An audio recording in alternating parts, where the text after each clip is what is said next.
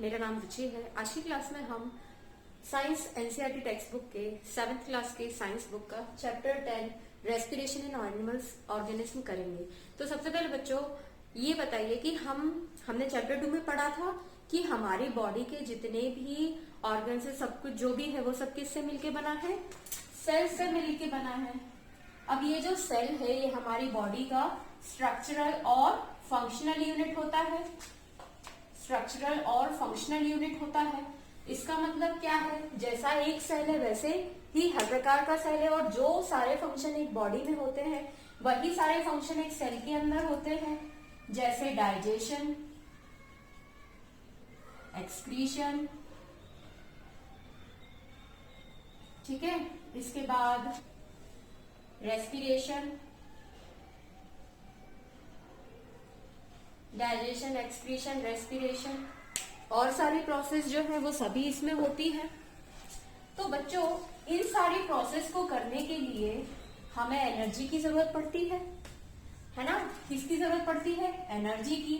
और ये एनर्जी हमें कहाँ से मिलती है? जो फूड हम खाते हैं उससे मिलती है। पर इस फूड का होता क्या है? कैसे इसमें से एनर्जी मिलती है? हम ह्यूमन बींग्स क्या करते हैं? हम रेस्पिरेशन करते हैं। जब हम रेस्पिरेशन करते हैं तो हम रेस्पिरेशन में क्या करते हैं? एयर को इन करते हैं और एयर को आउट करते हैं। अब इस एयर में हम क्या ले रहे हैं? ऑक्सीजन ले रहे हैं, ठीक है।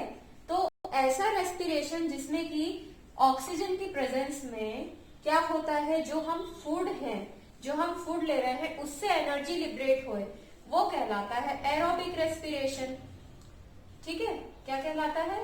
Aerobic respiration. अब इसमें जो है फूड से एनर्जी कैसे निकलती है और क्या क्या बनता है? तो देखो, जब हम रेस्पिरेशन करते हैं तो क्या होता है? ग्लूकोज में के साथ ऑक्सीजन मिलता है, जो कि क्या लिबरेट करता है? कार्बन डाइऑक्साइड प्लस, ये कार्बन डाइऑक्साइड का फॉर्मूला है, मैं आपको पूरा लिख देती हूँ। क्या लिबरेट करता है? Carbon dioxide. साथ में क्या रिलीज करेगा? एनर्जी और वाटर, ठीक है। इतनी चीजें लिबरेट होती हैं।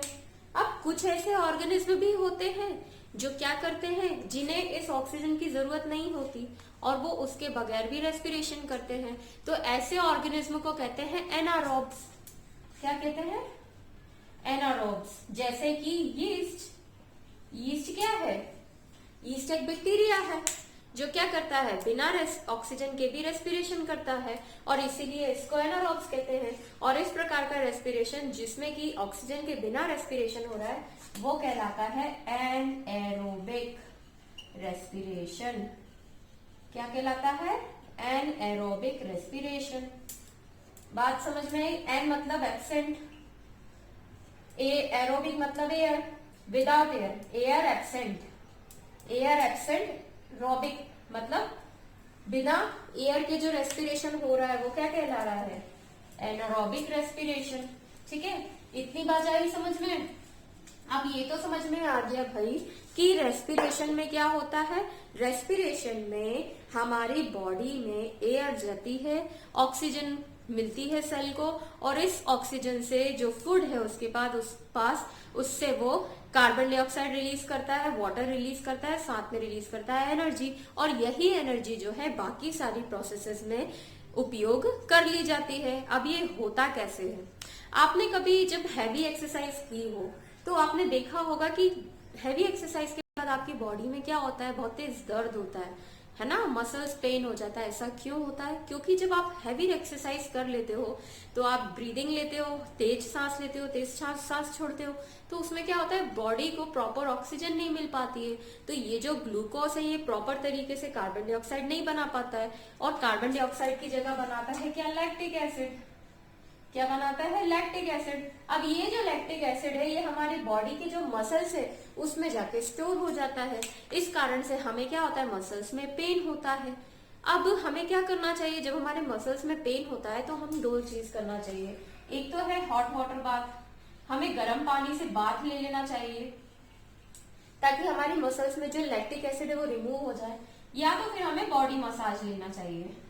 किसी भी मसाजिंग ऑयल से हम अपनी बॉडी को मसाज करते हैं तो क्या होता है, हमारी बॉडी में से ये जो मसल्स में से लैक्टिक एसिड रिमूव हो जाता है और फिर हमारी मसल्स रिलैक्स हो जाती हैं। ठीक है, तो चलो रेस्पिरेशन को थोड़ा और डिटेल में पढ़ते हैं। सबसे पहले जब हम रेस्पिरेशन कर रहे होते हैं तो उसमें मेन प्रोसेस होती है ब्रीदिंग। अब ये ब्रीदिंग क्या होता है, आप अपने चेस्ट पे ऐसे हाथ रखो और 2 मिनट के लिए उसे महसूस करो। मेरे साथ सभी करेंगे। आपका पूरा ध्यान आपकी नोस्ट्रिल से जो एयर जा रही है और जो बाहर निकल रही है उस पे होना चाहिए, साथ में आपकी चेस्ट की एक्टिविटी पे होना चाहिए। क्या हो रहा है, कुछ महसूस किया आपने, कुछ ऑब्जर्व किया। जब हम एयर इन कर रहे हैं तो हमारे चेस्ट जो है वो क्या हो रहा है, एक्सपेल हो रहा है ना, साइज इंक्रीज हो रहा है ना, फूल रहा है जिसको मैं कह रही हूं। और जब हम एक्सपेल कर रहे हैं, है ना, एक्सपेल नहीं कर रहे हैं, एयर आउट कर रहे हैं, तो क्या कर रहे हैं, चेस्ट जो है श्रिंक हो रहा है। ठीक है, तो जब हम एयर इन कर रहे हैं इस प्रोसेस को कहते हैं इनहेलेशन। ठीक है, और जब हम एयर आउट कर रहे हैं इसको कहते हैं एक्सहेलेशन। अब दोनों में ही क्या हो रहा है, दोनों में ही क्या हो रहा है, कुछ अमाउंट ऑफ एयर इन हो रहा है और कुछ अमाउंट ऑफ एयर आउट हो रहा है। इनहेलेशन में हम क्या कर रहे हैं, एयर इन कर रहे हैं, और एक्सहेलेशन में हम क्या कर रहे हैं, एयर आउट कर रहे हैं। इतना समझ में आया। अब इन दोनों में क्या अंतर है, जब हम इनहेल कर रहे हैं तो जो एयर है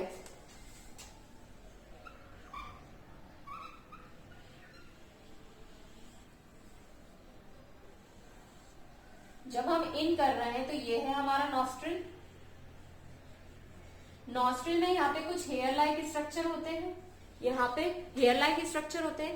इन हेयर्स का क्या काम है, जब भी हम एयर इन कर रहे होते हैं तो एयर में प्रेजेंट जितने भी डस्ट पार्टिकल्स हैं वो इन हेयर्स में ट्रैप हो जाते हैं और ओनली एयर जो है बॉडी के अंदर एंटर करती है। साथ ही जितने भी डस्ट पार्टिकल्स है, जो भी हार्मफुल चीजें हैं जो हमारी बॉडी को हार्म पहुंचा सकती है, वो सारी जो है रिमूव कर ली जाती है इन हेयर्स के द्वारा। ठीक है, नोज हेयर्स के द्वारा। अब क्या हुआ, अब कोई भी फॉरेन पार्टिकल है अगर वो हमारे नाक में इरिटेशन कर रहा है तो हमें क्या आती है, हमें छींक आती है, हमें स्नीज आती है। इससे क्या होता है कि वो जितने भी फॉरेन पार्टिकल्स है या डस्ट पार्टिकल्स है वो हमारी बॉडी से बाहर फेंक दिए जाते हैं। ठीक है, और जब हमें फ्लू वगैरह होता है तो हमें क्या होता है, ये जो हमारे नाक में नॉस्ट्रिल्स होते हैं ये फूल जाते हैं किसी वायरस के इन्फेक्शन के कारण, और इस कारण से जो म्यूकस है वो बॉडी से थ्रू कंटिन्यूसली बाहर जाता रहता है, जो कि इन्फेक्टेड हो जाता है उस वायरस से।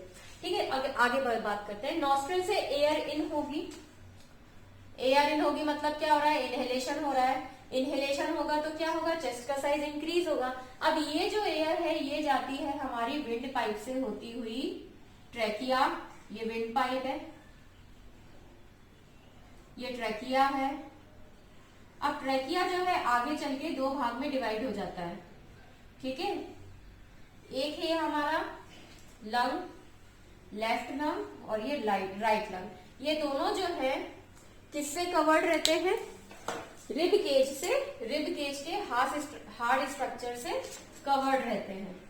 आपको पता है रिब केज के हार्ड स्ट्रक्चर से कवर्ड रहते हैं। ठीक है, अब ये जो ट्रैकिया है इसमें से ये एयर गई,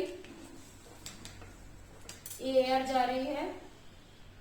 ठीक है, और दोनों लंग्स में गई। लंग्स में क्या है, लंग्स में है यहाँ पे ऐसे 2 सैक। ठीक है, लंग्स में जो है 2 सैक हैं। एक तो क्या है आपका, इतना समझ में आया। लंग्स में जाने के बाद जो है यहाँ पे आपको बहुत सारे नेटवर्क लाइक स्ट्रक्चर देखने को मिलता है और इसको कहते हैं एल्वियोलाई सैक। ठीक है, एल्वियोलाई सैक में ऐसे छोटे छोटे ब्रोंकियोल्स होते हैं। ठीक है, ये जो ब्रोंकियोल्स हैं इनमें जब एयर जाती है तो यहाँ पे होता है गैसियस एक्सचेंज। क्या होता है, गैसियस एक्सचेंज। मार्कर नहीं चल रहा आज मेरा। गैसियस एक्सचेंज, गैसियस एक्सचेंज मतलब क्या है, जो हमने एयर ली है उसमें ऑक्सीजन एब्जॉर्ब कर ली जाती है और जो हमारी बॉडी में कार्बन डाइऑक्साइड है वो क्या कर ली जाती है, अगेन ब्लड के साथ, ब्लड से अलग होके गैसियस फॉर्म में चेंज हो जाती है और बॉडी से अगेन इसी प्रकार से बाहर निकाल दी जाती है, जिसको हम कहते हैं एक्सहेलेशन। ठीक है, इतना समझ में आया। विंड पाइप से, नोज से, नोस्ट्रिल से एयर अंदर गई, एयर अंदर जाने के बाद एयर ने क्या किया, लंग्स में गई, लंग्स में गई, लंग्स में जाने के बाद कहाँ गई, एल्वेलाई सैक में। एल्वेलाई सैक में क्या है, ब्रोंकियोल्स है। ठीक है, छोटे छोटे एल्वेलाइज है। अब यहाँ पे क्या है, लोब्यूल्स लाइक स्ट्रक्चर होते हैं, गुच्छे जैसे स्ट्रक्चर्स होते हैं। यहाँ पे क्या होता है, गैसेस एक्सचेंज होता है, गैसों का आदान प्रदान होता है। और जैसे ही गैसों का आदान प्रदान होता है, ये गैस जो है वापस जो हमारी बॉडी से निकल रही है उसको बॉडी से बाहर फेंक दिया जाता है, जिसको हम कहते हैं एक्सहेलेशन। ठीक है, तो हमने आज देखा कैसे बॉडी में, ह्यूमन बॉडी में रेस्पिरेशन होता है। अब ये देखो, हम 1 मिनट के अंदर कितनी बार सांस ले रहे हैं और सांस छोड़ रहे हैं, उसको कहते हैं ब्रीदिंग रेट। क्या कहते हैं इसको, ब्रीदिंग रेट। एक ब्रीदिंग रेट में 1 ब्रीदिंग में होता है, 1 ब्रीथ बराबर होता है 1 इनहेल प्लस 1 एक्सहेल। जब हम एक बार सांस लेते हैं और सांस छोड़ते हैं तो उसमें एक सांस बनती है, पूरी एक ब्रीदिंग बनती है। ठीक है, अब 1 मिनट में हम कितनी बार सांस ले रहे हैं और कितनी बार सांस बाहर निकाल रहे हैं, वो कहलाता है हमारा ब्रीदिंग रेट। क्या कहलाता है, हमारा ब्रीदिंग रेट। अंडरस्टूड? ठीक है, अब ये जो हमारा रेस्पिरेटरी सिस्टम है, इसको सपोर्ट मिलता है एक तो रिबकेज से, और दूसरा होता है नीचे एक फ्रेम लाइक स्ट्रक्चर जिसको बोलते हैं डायफ्राम।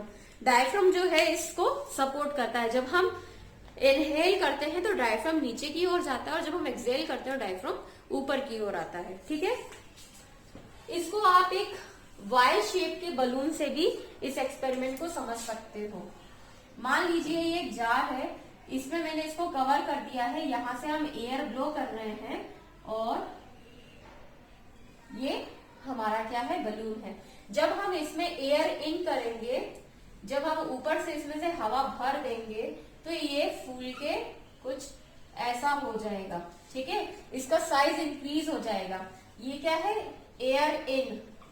एयर इन होती तो हमारे लंग्स का स्ट्रक्चर कुछ ऐसा हो जाता है, और जैसे ही हम इसको ओपन छोड़ देते हैं, यहां से हम क्या कर रहे हैं, यहां से हम मान लीजिए एयर फिल कर रहे हैं। ठीक है, पर जैसे ही हम इसको छोड़ देते हैं इसका वापस स्ट्रक्चर बाहर, एयर बाहर की ओर आ जाता है ना, तो ये होती है एयर आउट। तो ये एक एक्सपेरिमेंट है जिससे हम समझ सकते हैं कि कैसे हमारी बॉडी में ब्रीदिंग की प्रोसेस चलती है। जब हम एयर अंदर लेते हैं तो चेस्ट का साइज बढ़ जाता है, फूल जाता है, एयर अंदर हो जाती है और साइज इंक्रीज हो जाता है। जैसे ही एक्सहेल करते हैं वैसे ही डायफ्राम, ये मान लीजिए यहाँ पे ये डायफ्राम है, डायफ्राम ऊपर की ओर गया, ये देखिए डायफ्राम इसमें नीचे की ओर आ रहा है ऐसे।